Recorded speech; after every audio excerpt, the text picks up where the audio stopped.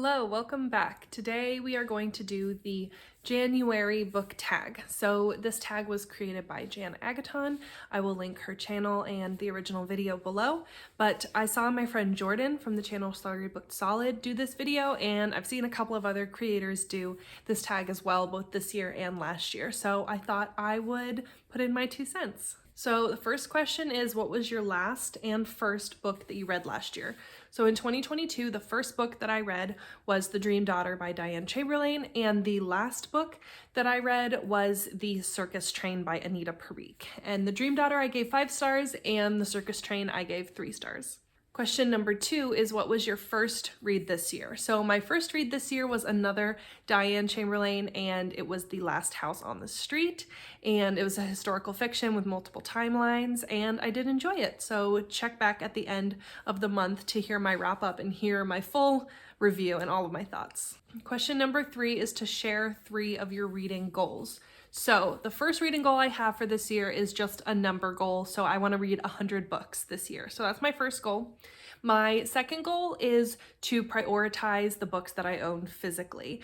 I really want to get that number down. My number of unread books is fairly low compared to some people, but it definitely can be lower. And then my third goal is to just make sure that I'm diversifying what I'm reading every month and not just sticking in my comfort zones. Question number 4 is to share 3 of your most anticipated titles. So my first most anticipated title is Off the Deep End by Lucinda Berry, and this actually came out on January 10th, 2023. And make sure you tune into the live show because my friend Jessie and I read this for her book club, the Sleep When I'm Dead book club. So definitely mark your calendars for that live show. I'll put all the information up here. And I'll also link Jessie's channel and the video about her book club in the description box below. Another anticipated title I have for this year is The Happy Place by Emily Henry. I've read all 3 of her adult romance novels and really loved them.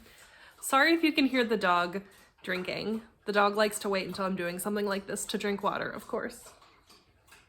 Are you done?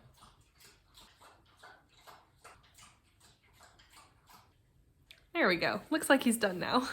And then along with everybody else in the book world, I'm also really excited for Riley Sager's new book coming out this summer. So those are 3 of my anticipated titles. Question number 5 is, what goals did you reach and not reach last year? So I did reach my number goal, which was 100, and I did beat that. I made it to, I think, like 134 books. So I'm very excited about that, and hopefully I'll be able to do it again this year. And then I started a YouTube channel in 2022, which wasn't necessarily a goal at the beginning of the year, but I'm so glad I did it, and I definitely have some like social media goals for this year that I'm hoping to hit. And I was trying to read to 0 last year, and that didn't really work out very well, but I did get my physical TBR down by more than half, so that is good.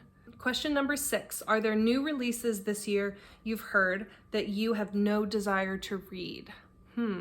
I think the reason I can't think of any is because if I don't plan on reading them, they just like kind of aren't on my radar. So I can't really think of anything. Like I don't really have anything that's kind of stuck in my brain if I don't plan on reading it. Question number 7, what are some reading habits you want to change this year, if any? So the only reading habit I want to change is that I tend to rely on audiobooks a little bit too much. So if I have a physical book and I can find the audio, then I will prioritize that because I can go back and forth. So I can sit and read for a bit and then turn on the audiobook and like cook dinner or do dishes or something like that. And I can kind of continue that reading experience. But if I'm not able to find an audiobook for something, sometimes I like kind of set it aside, even if it's something I'm really excited about. So I'm gonna try not to use audiobooks as a crutch this year. Question number 8 is, are there any adaptations you're excited about? I can't think of any. I'm sure there are some that are escaping me. If I think of any, I'll put them up here. But if not, let me know in the comments down below. What are some adaptations coming out this year? Let me know, because I obviously am not in the loop. I don't watch a whole lot of movies, so that's not really something that I look for, but I definitely am open to watching adaptations, so let me know. Question number 9 is favorite bookish memory of last year. Oh, I have so many. Just starting my channel in general is a good memory. But I did co-host a readathon for the first time. I co-hosted the Thrill Till the Weekend readathon with my friends Jacqueline and Liv. I participated in a couple of readathons. I did some fun reading vlogs. I met up with some bookish friends. So I have so many good book memories from last year. And then question number 10 is, are there any carryovers from last year you still plan on finishing?